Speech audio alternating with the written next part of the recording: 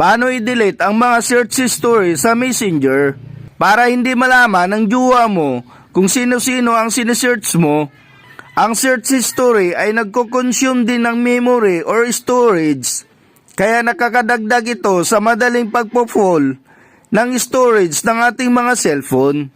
So paano nga ba ito mabura? Dito sa ating Messenger, i-click itong tatlong linya dito sa gilid sa taas.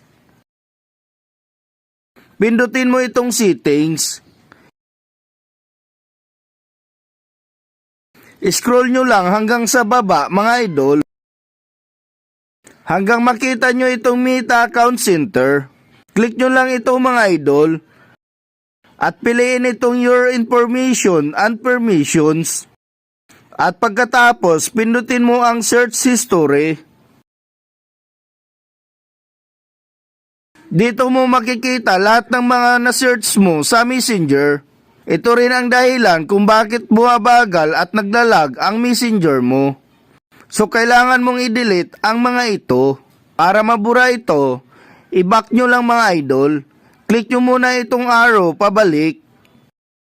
At dito sa baba, pindutin mo ang Clear All Searches.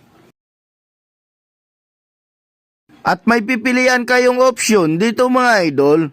Itong last hour, yesterday at all time.